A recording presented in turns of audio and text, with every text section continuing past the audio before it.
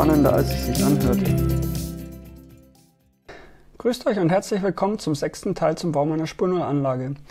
In diesem Teil möchte ich euch zeigen, wie bereits angekündigt, wie ich meine Schraubenkupplungen installiere. Und dazu muss ich zunächst mal die alte Kupplung abbauen. Dafür ist hier zur Fixierung der Kupplung so ein kleiner Stift. Den ziehe ich als erstes raus. Und dann kann ich die Kupplung abziehen. Als alter H0er habe ich natürlich am Anfang das nicht gecheckt, dass man da erst einen Stift draus machen muss. Habe wie blöd angezogen, habe es aber dann Gott sei Dank irgendwann gemerkt.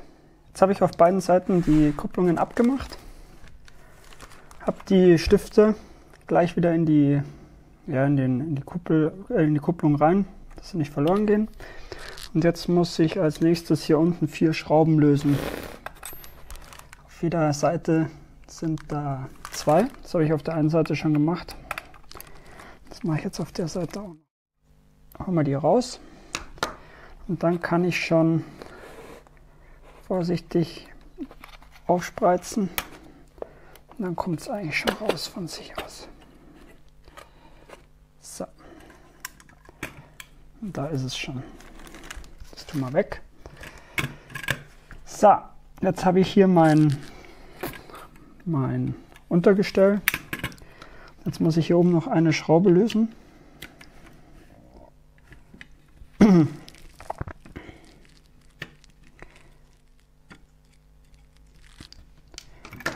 Gott, kann ich die rausdrücken. Jetzt muss ich aufpassen, dass mir die Feder nicht abhaut. Dann kann ich die Kinematik einfach rausmachen. So. Bevor ich das jetzt wieder zuschraube, empfiehlt es sich hier vorne, wo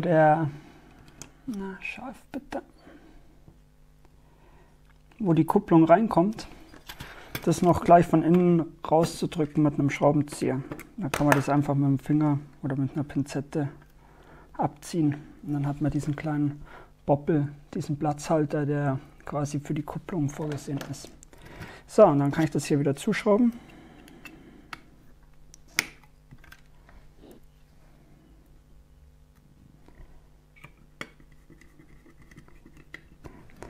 Und dann holen wir die Kupplung.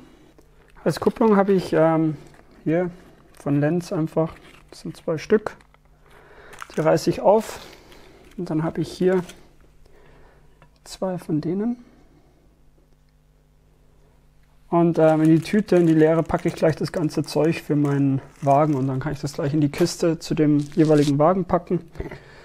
Genau, und jetzt muss ich meinen Kupplungshaken hier vorne in das Loch rein drücken. Schauen, dass er richtig rum ist. Er geht ein bisschen streng. So, und dann sitzt er schon drin. Wie und ob die jetzt für Brava passen oder für andere Hersteller, kann ich jetzt ehrlich gesagt nicht sagen. Das würde ich tatsächlich selber jetzt dann noch ausprobieren und dann unten noch mit reinschreiben. Zumindest für Brava, weil ich da auch noch ein paar Wegen habe. Aber das war es jetzt schon. Jetzt werde ich mir noch überlegen, ob ich hier noch irgendwo einen Ruhehaken hinklebe, wo ich den dann quasi einhängen kann. Weil, wenn die so ins Gleis reinbaumeln, das ist nicht ideal, weil da habe ich auch schon erlebt, dass es mir die abschraubt und dann liegen die irgendwo. Gut, und da werde ich jetzt mal nach einer Lösung schauen. So, ich habe mir jetzt überlegt, für meinen Ruhehaken nehme ich mir eine Federstahldraht und den biege ich mir jetzt einfach zurecht. Dafür schnappe ich mir den mit der Zange an der Stelle, wo ich ihn festkleben will später. Und dann kann ich den, ich weiß nicht, ob ich das scharf kriege, einfach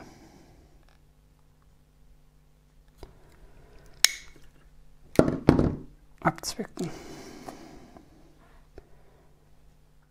So, und dann mache ich mir einen Tröpfchen Sekundenkleber drauf.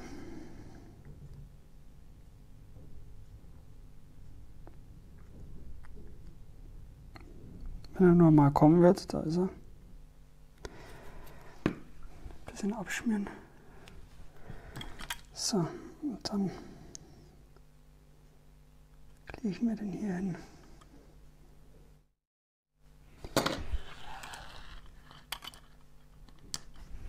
Schärfe bitte. Ja, da. Genau. Ein bisschen gerade wäre schön gewesen.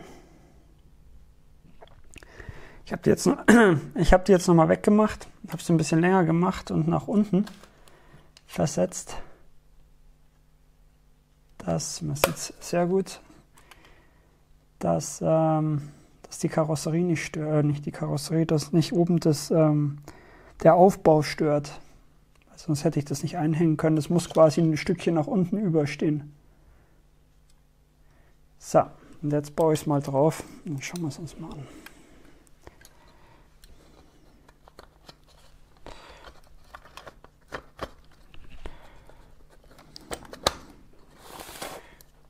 So, einfach einrasten. 4 Schrauben.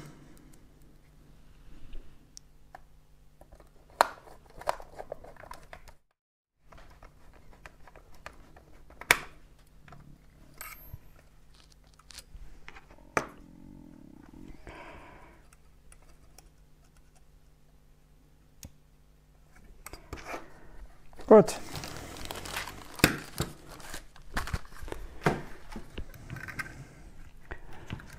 Und jetzt kann ich das hier einfach, also einfach ist es gar nicht. Das ist ein ziemliches Gefriemel. Das wird ein Fest, glaube ich, mit den Schraubenkupplungen. Aber es schaut halt schon geil aus.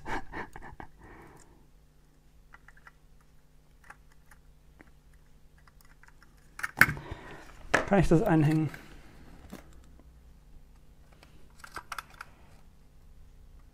Gut.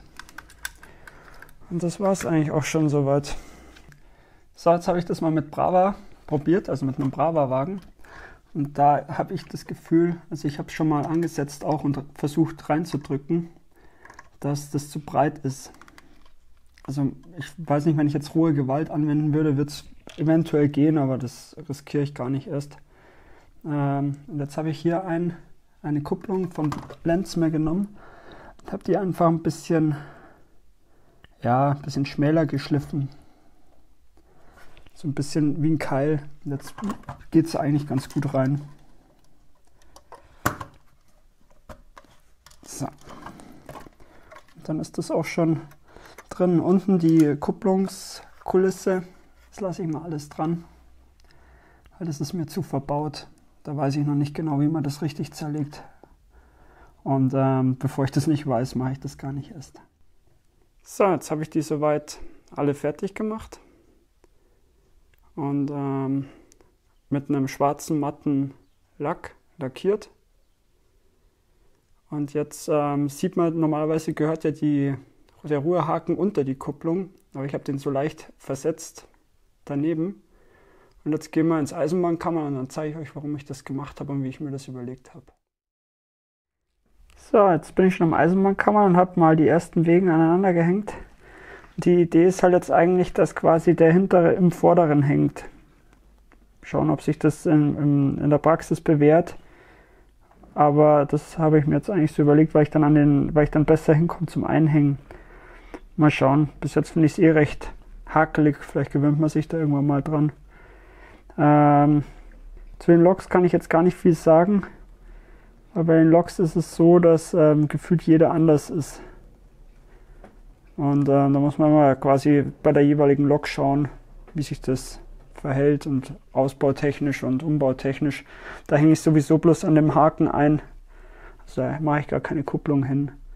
Naja, ich habe hier Radius 2, dadurch soll es eigentlich gut laufen. Und ja, probieren wir es aus. Ich werde bei Gelegenheit dann mal Feedback geben, wie ich es finde, ob es mir taugt oder nicht.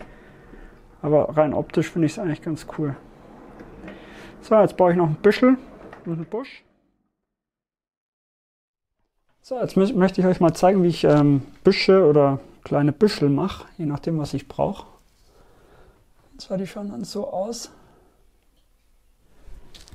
Das geht eigentlich ganz einfach. Dafür nehme ich mir ein Stück von meiner Jute-Schnur.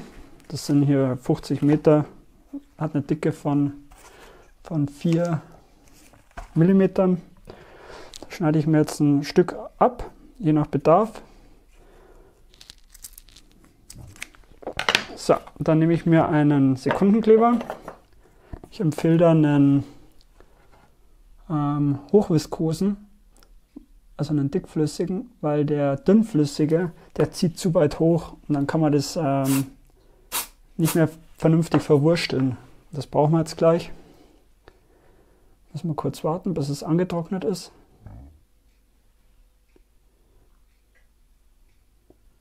So. Gut, und jetzt greife ich mir das mit der Pinzette und ziehe das schön über alle Seiten durch die Drahtbürste. Wir müssen quasi die Verdrellerung der Schnur ein bisschen auflösen. Ja, das kann man sich dann zurechtrichten, wie man das haben will. Und jetzt sieht man eigentlich schon, wo die Reise hingeht. Jetzt nehme ich mir ein bisschen Haarspray oder Sprühkleber oder ja, matten Klarlack, je nachdem, was man halt bevorzugt. Dann nehme ich mir einen Deckel. Oh. So. Und ja, ich habe jetzt hier ein Laub. Ja, Laub von Noch ist es. Ein Mittelgrün zum Beispiel. Und dann streue ich das drauf. Quasi wie beim Würzen. Und ich finde das zum Beispiel jetzt, also meine persönliche Meinung, die ersten habe ich immer so ein bisschen eingetaucht, einfach in das Vlog. Aber das wirkt dann nicht so. Das drückt dann so platt und ja, das schaut nicht schön aus. So, und wenn ich das gemacht habe, räumen wir das hier wieder beiseite.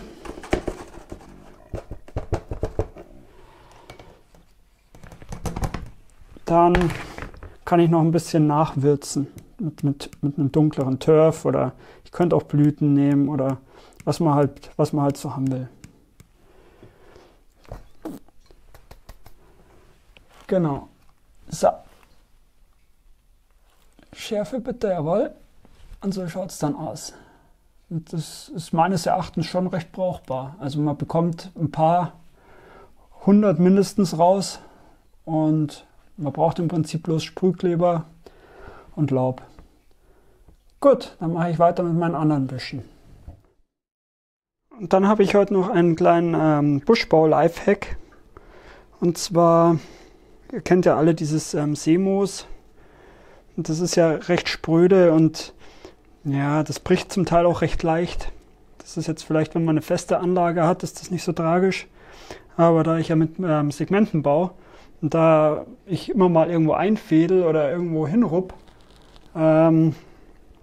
ist das, was ich jetzt mache, ganz praktisch. Und zwar, ich habe hier einen Eimer, da habe ich Glycerin drin, ein Teil, dann 4 Teile Wasser und einen guten Schuss Alkohol. Und da tauche ich das ein. Und dann lasse ich das über Nacht stehen. Und dann werden die ganz, ganz weich und flexibel und auch viel stabiler. So, das hat jetzt 24 Stunden Zeit zu ziehen. Jetzt hole ich es raus, schüttel es ein bisschen aus und lege es dann zum Trocknen. Das mache ich jetzt mit allem und dann kommt die nächste Fuhre.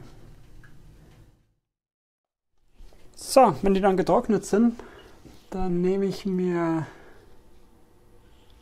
scharf bitte, nehme ich mir matten braunen Sprühlack.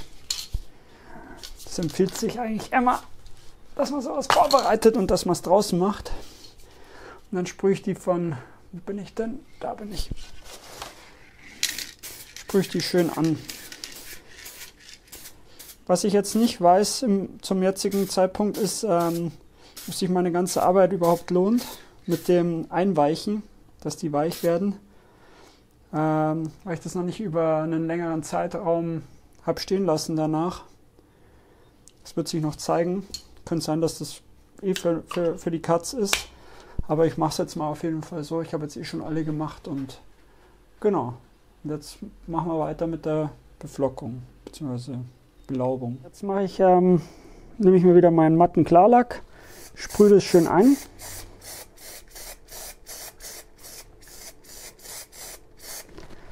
und dann kann ich drauf blättern. Wenn ich jetzt zum Beispiel Bäume baue, dann klebe ich erst die Äste hin und mache dann danach quasi das Laub drauf. So.